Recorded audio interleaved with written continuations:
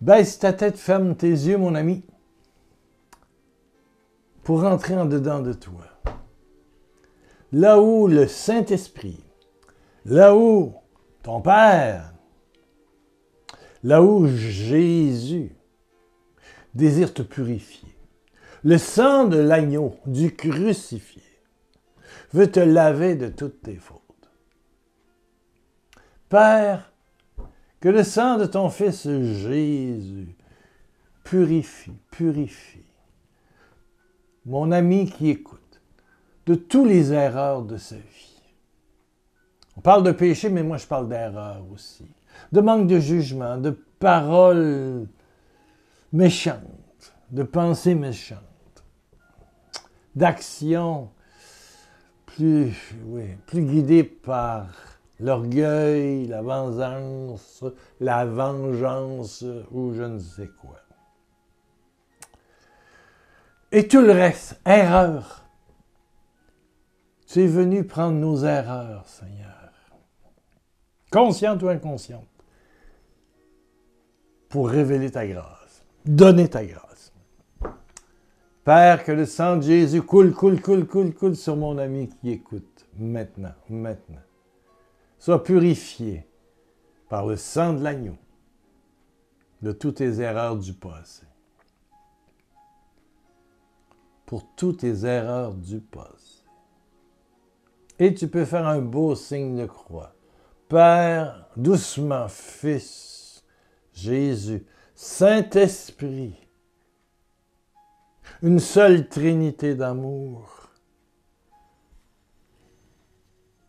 vivant en moi, maintenant.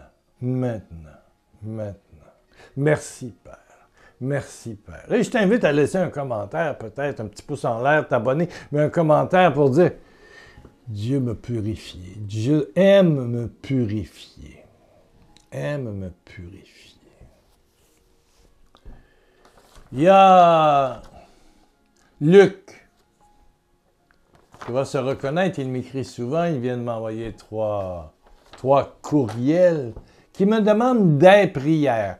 Il voudrait venir au Canada étudier. Évidemment, on passe par les études, puis après ça, on essaye de rester. Voilà. Mais actuellement, il y a un problème ici, dans la province de Québec, qui fait partie du Grand Canada, où il y a plusieurs provinces.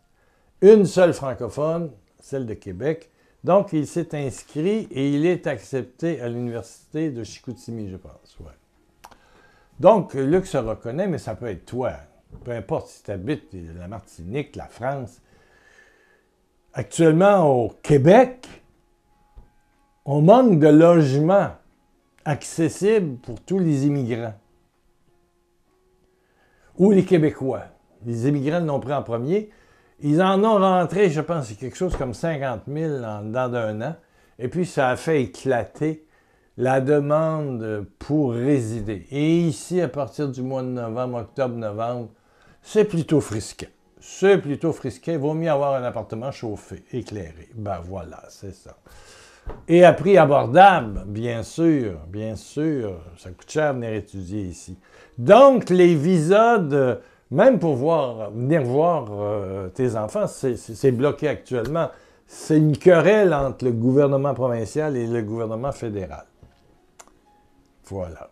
Ici, on a un premier ministre du Canada et un premier ministre du Québec. Voilà. Un ministre de l'immigration à Ottawa, au fédéral, au Canada, puis un ministre de l'immigration au Québec. Mais il y a une guerre entre les deux parce que le Canada a trop fait rentrer, semble-t-il, selon les propos du premier ministre du Québec, beaucoup trop d'immigrants étudiants. Bon, mais ça crée... actuellement, il y a...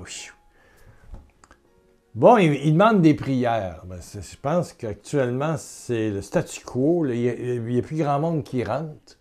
Même, je connais une dame d'Abidjan qui veut venir voir ses deux filles ici à Québec. Et elle a une petite fille magnifique. Trop belle, d'ailleurs. Et elle n'est pas capable d'avoir de visa pour venir voir ses enfants. Et elle travaille déjà. Elle a un emploi... stable est bien rémunérée, bon, et son mari aussi, donc elle avait facilement des visas, mais là, elle est même plus incapable d'avoir des visas, donc... Bon, c'est plus facile en France, c'est plus facile dans l'Hexagone, voilà. Mais actuellement, au Canada, c'est compliqué. Le problème d'immigration. Et donc, ils demandent des prières. Bon, le problème, c'est des prières. Est-ce que... Moi, je ne suis pas dans... En tout cas, dans mon expérience personnelle, écoutez-moi là, on ne fait pas des prières. Des prières. Il y a des livres de prières. Prière pour ci, prière pour ça, prière pour ci, prière pour ça. Comme si Dieu s'achetait à coup de prière. Il faut avoir la bonne prière. Tu vois, écoute-moi, c'est la relation que tu as avec Dieu à l'intérieur de toi qui fait que ta vie va aller vers le bonheur. Ton bonheur est-il dans ton village, dans ta ville, en Côte d'Ivoire, au Gabon, au Bénin, au Burkina Faso, à Paris, à Toulouse, au Luxembourg, à Bruxelles, à Genève, à Lausanne, peu importe. Dieu conduit ta route. Et il t'appelle à dire merci. Parce que celui qui est en toi est plus grand que celui qui est dans le monde. Et c'est la relation que tu as avec quelqu'un en toi qui t'habite et dont le bonheur est de te combler. Mais on veut... C'est comme si on avait un Dieu commerçant. Alors, je lui ai répondu, des prières, c'est pas ça que ça te prend. Luc, c'est la prière. Prière, je crois pas. Des prières, des prières. On va faire des prières, des prières. Moi, j'avoue que ça m'énerve. Ça passe pas. Comme disait quelqu'un, là, ça me roule dans la bouche. Pas capable, pas capable. Pas capable. Il y a des gens qui sont des fois scandalisés parce que je change quelques mots dans le « Je vous salue Marie ». Voilà une formule. Voilà, on fait 50 « Je vous salue Marie » plus 3, puis « Tant de notre Père, gloire soit au Père », puis voilà, etc. Mais il faut s'arrêter. Des fois, tu dis un « Je vous salue Marie ». Je te dis « Bonjour Marie ». Ah, Marie, bonjour, bonjour, bonjour. Je te salue Marie, pleine de grâce, le Seigneur est avec toi. Bonjour Marie. Bonjour, Mère de Jésus qui est dans le royaume. T'es belle, remplie d'amour. Va prier, Marie. Impose les mains, parce qu'elle peut se déplacer. Impose les mains à toutes celles qui ont de la peine à Gaza, au Liban, en Ukraine, en URSS.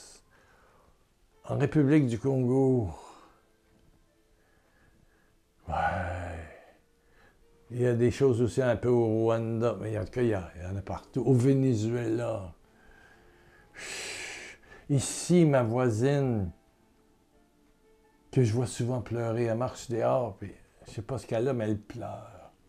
À la famille de mon ami, de mon voisin, qui ont perdu un homme extraordinaire. Le mari de madame, puis le père de 3 enfants, oui. Marie prie sur eux. Ça vaut 50 répétitions. Quelque chose de simple. Ah, Jésus, voilà. Marie, je prie avec toi, Jésus. Jésus en moi, Jésus en nous. C'est tellement simple. Tellement simple. Une autre dame me demandait, et ça, j'ai aimé ça, et ça m'a inspiré le thème fondamental. Elle dit, pourquoi mes prières? Bon. Première réponse, c'est pas des prières, c'est une relation intime dans une conversation avec celui qui t'habite. Je répandrai de mon esprit sur toute chair. Voilà. On est le temple du Saint-Esprit. Ce n'est plus moi qui vis, c'est le Christ qui vit en moi, dit saint Paul. Le Christ qui vit où? En moi. En moi. Si tu savais le don de Dieu, si tu savais ce qui t'habite, c'est incroyable. Tout ça est en toi. Pourquoi est-ce que tu fais des prières, puis tu en fais beaucoup, et puis tu n'as pas de résultat? Premièrement, c'est peut-être parce que tu cherches à avoir la bonne recette un peu magique. C'est presque de l'idolâtrie, ton affaire. Humainement, si tu me demandes quel est l'engrais le meilleur, parce que j'ai des belles tomates, là, il m'en reste à peine 3-4, parce que la saison est terminée et tout le monde est venu en chercher. Je les ai donnés, si j'ai fait des heureux, et j'ai bien mangé à chaque jour des tomates. Ça, c'est sûr. C'est sûr que je mange des tomates depuis la mi-août. Ça fait 1 mois et demi que je mange des tomates. Puis j'en ai des belles, des grosses. Fait que les gens vont dire, c'est quoi? Comment tu fais pour avoir des belles tomates? Bien, il faut avoir le bon engrais. Une bonne terre, du soleil, bien sûr. Essayer de le mettre contre un mur ou une clôture pour que ça soit chaud, bien sûr. Mais l'engrais qui est bon pour les tomates, pas des affaires chimiques 20-20-20, ça s'appelle fumier de poule. Ouais. Moi, j'achète une poche au début de la saison, là. Un gros sac. 10-15 kilos. C'est du fumier de poule qui dure 3 semaines, qui se dégrade. On met ça autour, puis la pluie vient ou on arrose, et puis doucement, ça fait descendre le fumier de poulet, de poule. Si j'étais à la campagne, c'est sûr que j'aurais un petit poulailler. Oui, oui. Pour avoir des œufs frais, bien sûr. Peut-être de temps en temps un bouilli avec une poule dedans. Mais je garderais le fumier de poule, par exemple. Oh yes! Que je mélangerais au sol. Et puis à un moment donné, tu plantes. Voilà, tu laisses... Voilà. Tu laisses... comment je dirais, là, le fumier se mélanger à la terre. Et puis après ça, ben, tu mets tes graines de tomates, bien sûr. Le fumier de poulet. De poule. Fumier de poule. Et c'est très efficace. Bon, ça, c'est la botanique. Ça, c'est le jardinage. C'est le jardinage. Bon, toi, tu mets du 20-20-20 ou de l'engrais spécial pour les tomates. Bon, mets de la poudre dans l'eau, t'envoies ça. Bon, grand bien te fasse. Moi, j'aime mieux des trucs naturels. Bon, OK. C'est pas l'engrais pour les tomates qui est le sujet. C'est pourquoi est-ce qu'on n'est pas exaucé? Puis pourtant, on a des livres de prières. Là. Tu sais, tu as des livres de prières. Ça se vend dans des librairies. Prière pour ci, prière pour ça, prière pour ci.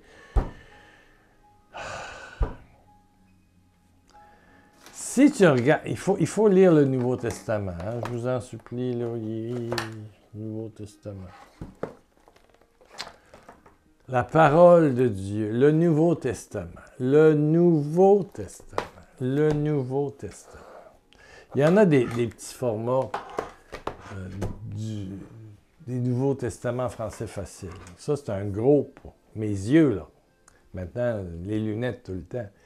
Mais quand tu vas à Jean, l'Évangile, Matthieu, Luc, Marc, Jean, l'Évangile de Jean, au chapitre 13. Chapitre 13.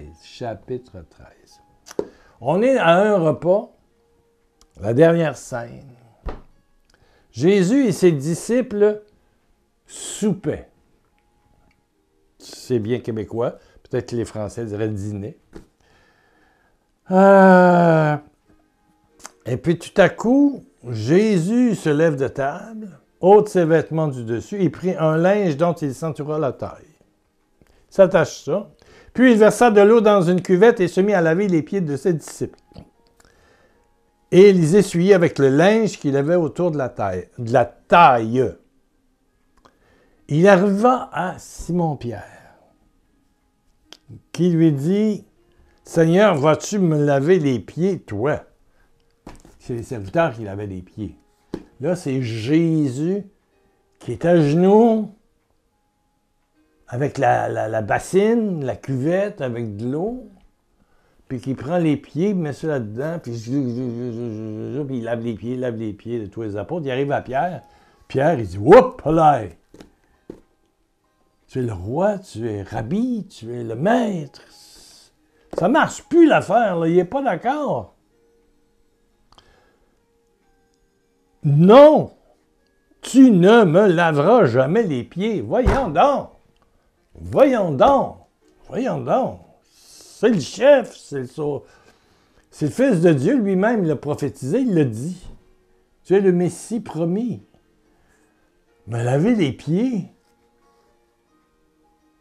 Peux-tu imaginer que Jésus soit devant toi, à genoux, et il te dit, reste assise là, reste assis, je vais te laver les pieds.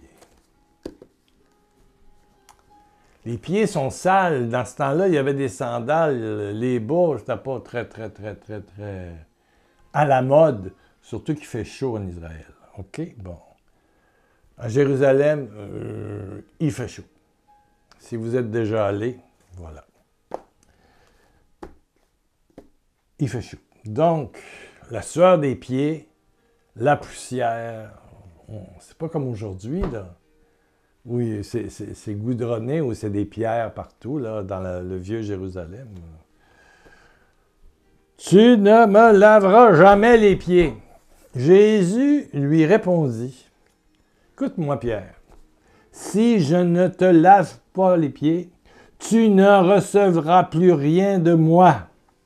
Si je ne te lave pas, tu ne recevras plus rien de moi. Écoute là. Écoute, si je ne te lave pas, purifie pas, tu ne recevras plus rien de moi. Ça, c'est Jean 13, verset 8. Pierre réfléchit puis dit, Seigneur, lave-moi, pas juste les pieds, mais par-dessus, les mains, la tête, tout. Tout. Mais laver les pieds, c'est ce que Jésus a fait. Et beaucoup plus, parce que son sang nous purifie de toute erreur et de tout péché. C'est pour ça que j'ai commencé l'émission en demandant au sang de l'agneau du Christ de venir te purifier. Si tu vas à la messe au début, j'ai péché en pensée, en parole, en action, en omission. Seigneur, prends pitié. Et là, le prêtre donne l'absolution. C'est pas une formule, là. Bon, c'est une formule, mais ça a un sens extrêmement profond. C'est qu'il faut accepter à la base qu'on a fait des erreurs. Et puis ces erreurs-là, ils montent un mur entre Dieu en nous, et notre présent, et nos activités, et notre santé. Ça met comme un gros mur, une barrière, une palissade. Nos erreurs, nos égoïsmes, nos pensées impures, nos regards impurs. Oui. Notre égoïsme, notre avarice. On sait que quelqu'un a besoin, mais au lieu de partager un petit peu, je peux en manquer. Non, okay, tu donnes rien. Mais celui qui est en dedans de toi veut peut-être partager davantage, fût-ce qu'un peu, mais partager. Et surtout, assurer une présence à cette personne qui est dans une situation difficile. Voilà, c'est...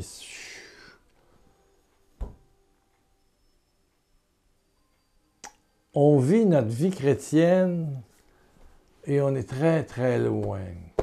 De toute façon, ici au Québec, il y a tellement peu de prêtres comme en France. Avant, 20 minutes avant la messe, il y avait toujours 2 prêtres à la paroisse qui confessaient. Quand venait l'heure, à 11h, 10h30, 10h, bon, le curé ou le célébrant, voilà, qui avait déjà l'aube, l'étole, tout ça, puis il s'en allait, puis il mettait juste chasuble et tout ça. Et là, il allait célébrer. Ça commençait à 11h, mais l'autre continuait à confesser. Jusqu'à l'élévation ou je sais pas quoi. Il y avait des prêtres disponibles dans tous les paroisses. Maintenant, faut appeler, faut prendre rendez-vous, comme chez le dentiste, et puis c'est... Ici, l'équipe presbytérale, l'équipe des prêtres, sont 3. Ils ont, ici, c'est 7 paroisses regroupées pour 3 prêtres. C'est comme ça. Oui, mais c'est partout pareil au Québec. Mais il n'y a plus beaucoup de monde dans les églises. Il n'y a même pas 1%. Je pense qu'il y a 0, je sais pas quoi. 4. Il n'y a même plus 1% de pratique. Ben, il n'y a plus de prêtres non plus. Hein? Bon. Mais, juste arrêter et dire, Père, je te demande pardon pour toutes les erreurs de ma vie. D'aujourd'hui, il y a ce que j'ai fait qui peut être teinté d'orgueil ou je sais pas quoi. Puis il y a aussi ce que j'ai pas fait, que j'aurais dû faire.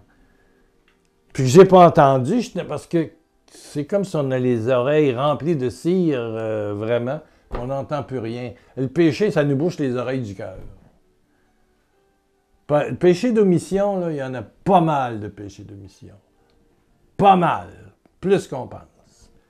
Jésus te parle d'amour, te parle d'appeler telle personne, de faire tel geste. Tu le fais pas, tu ne l'entends pas. Parce qu'il y a un mur qui s'appelle l'erreur, le péché. Le salaire du péché, c'est la mort. C'est la mort de la relation avec Dieu en toi. Si je te lave pas, tu n'auras plus rien de moi. Cette petite phrase-là, là, elle va me faire réfléchir depuis 3 jours. Hein? Pierre, si je ne te lave pas, tu ne recevras plus rien de moi. Tu ne recevras plus rien de moi.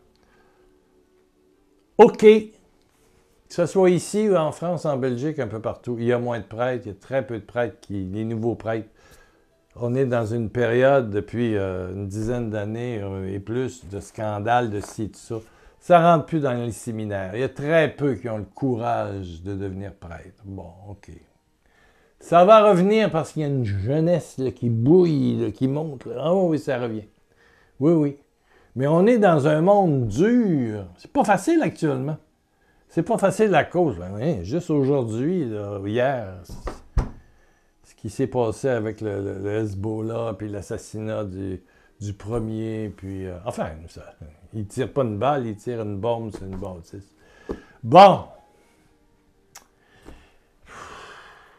Tous les Libanais, moi j'ai tellement de difficulté à écouter les nouvelles. Quand c'est pas là, c'est... Aïe. C'est dur, hein? Et moi, je demande pardon pour les autres aussi. Ah oui. Ici, au Canada, on a peur des élections américaines. Il faut être vrai, là. Il faut être vrai. On voit ce qui se passe aux États-Unis.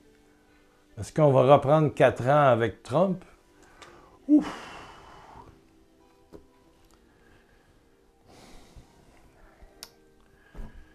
Et on voyait le président Zelensky voir le Biden, Harris, puis après ça, aller manger avec Trump, puis je sais pas quoi.